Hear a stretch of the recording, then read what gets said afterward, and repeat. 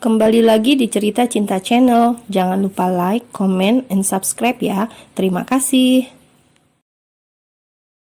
Malam ini, meskipun Padma sangat bahagia karena bisa menggendong Kenny, buah hatinya, ia tetap merasa cemas. Guntur pergi beberapa saat lalu, dan entah mengapa perasaan tidak enak. Ia merasa risau hingga berkali-kali melihat jam. Pukul 1 malam, Padma terbangun. Dilihatnya Kenny tidur dengan lelap sambil memeluk boneka. Ia usap lembut kepala Kenny, kemudian melihat jam kembali. Semoga tidak terjadi apa-apa, batin Padma yang dirundung gelisah. Karena masih mengantuk, ia pun tidur hingga tidak terasa sudah pagi. Padma terbangun ketika tangan Kenny memukuli wajahnya. Dan wajah Padma langsung berbinar tatkala melihat buah hatinya saat membuka mata. "Sudah bangun sayang?" "Cup, cup, cup." Bau asam kecut membuat Padma menjadi candu. Ini seperti mimpi. Bangun tidur langsung mendapatkan anak yang sudah dipisahkan sejak kecil. Beruntung bagi Padma, ikatan batin mereka sangat kuat.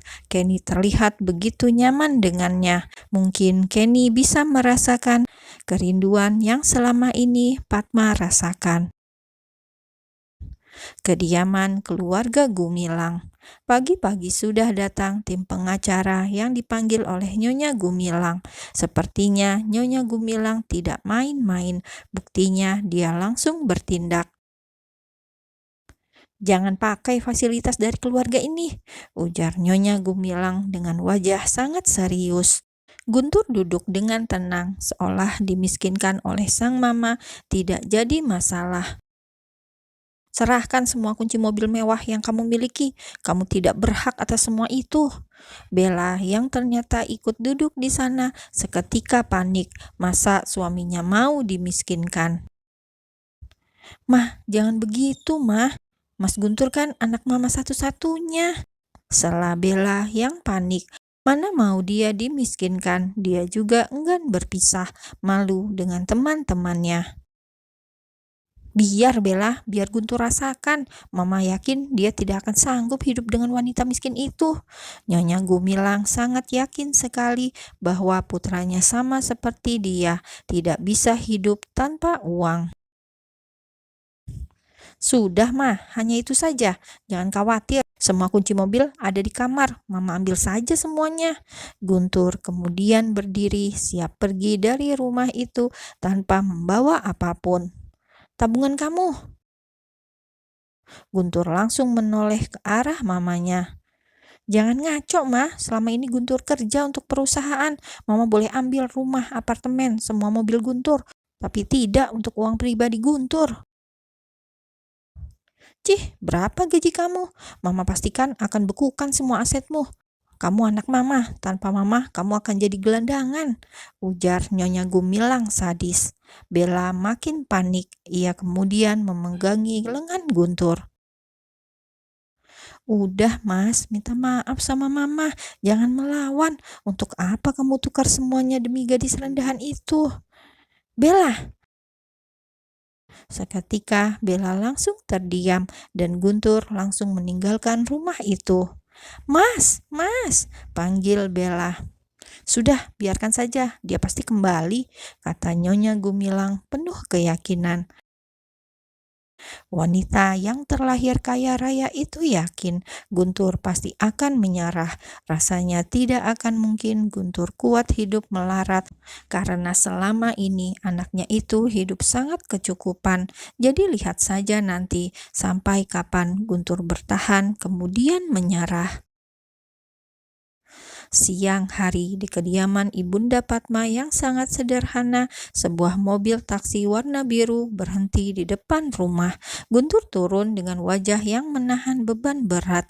Tadi dia dari ATM, semua kartu yang ia miliki benar-benar sudah diblokir.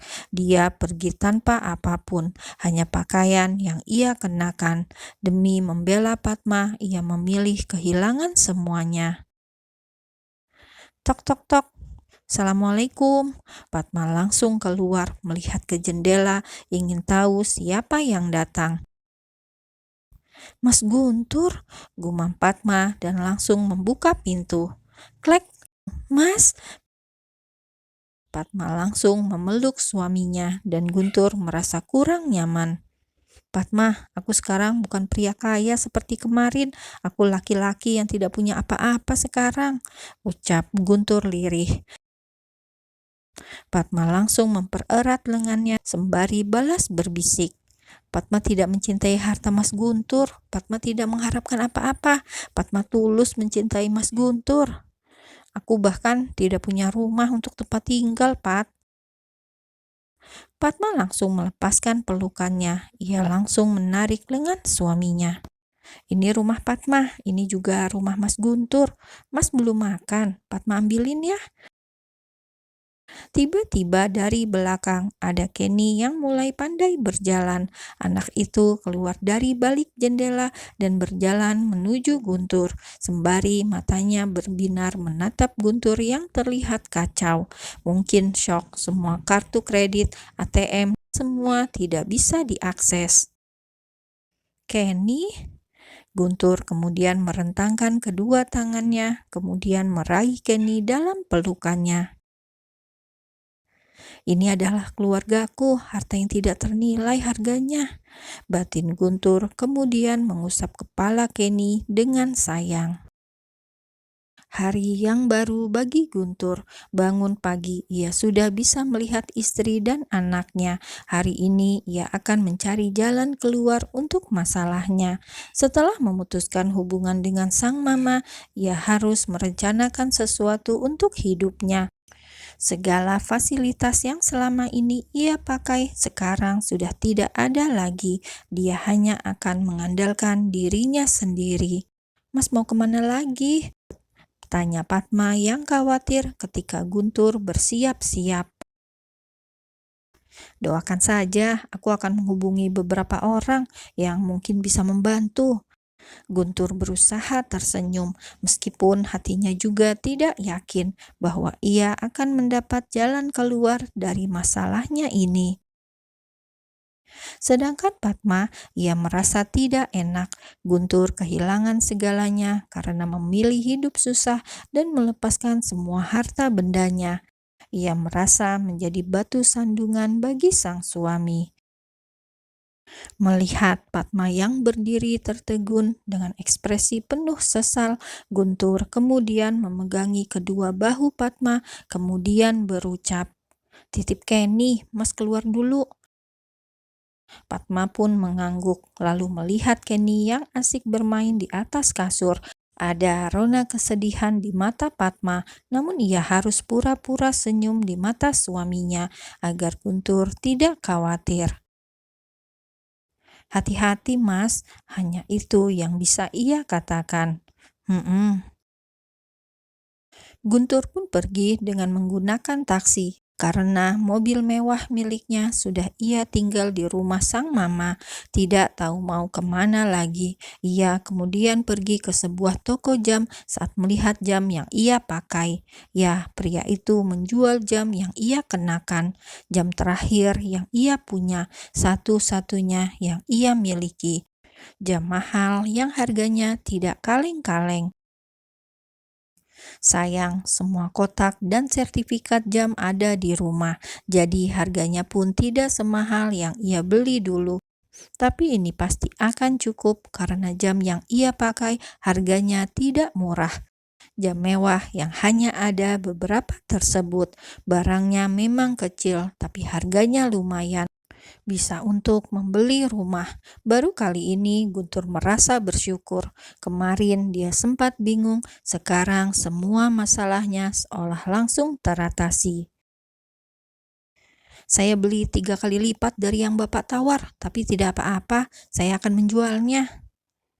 Guntur tidak berpikir panjang lagi. Meskipun jamnya sangat mahal, ia lepas saja. Sebagai seorang suami, ia adalah kepala rumah tangga. Ia harus bertanggung jawab penuh atas Padma dan juga Kenny.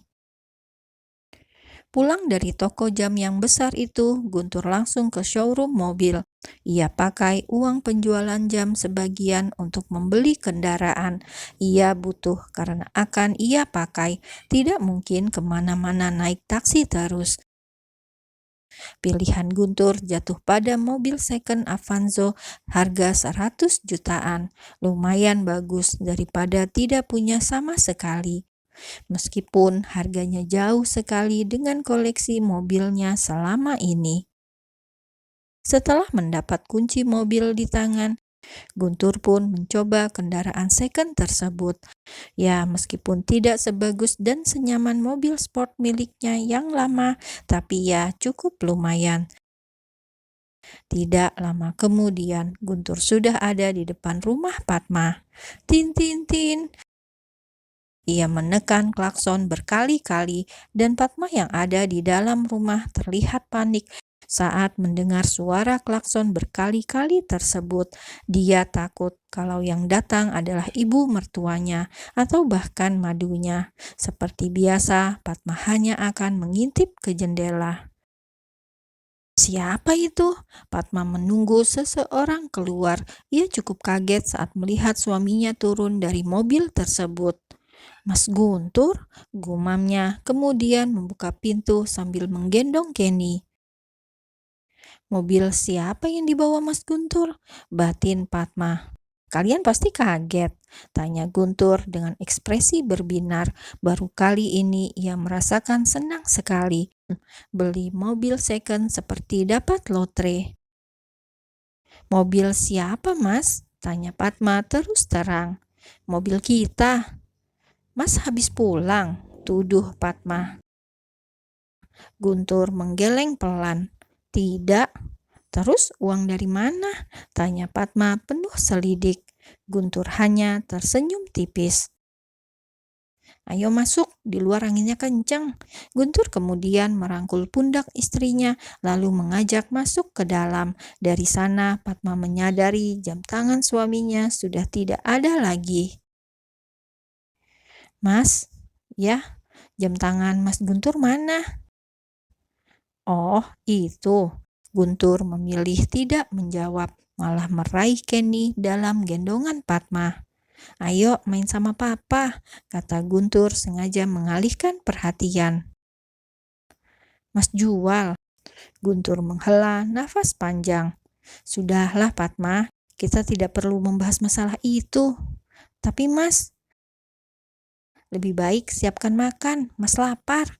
Akhirnya Padma tidak bertanya lagi. Ia ke dapur menyiapkan makan untuk suaminya.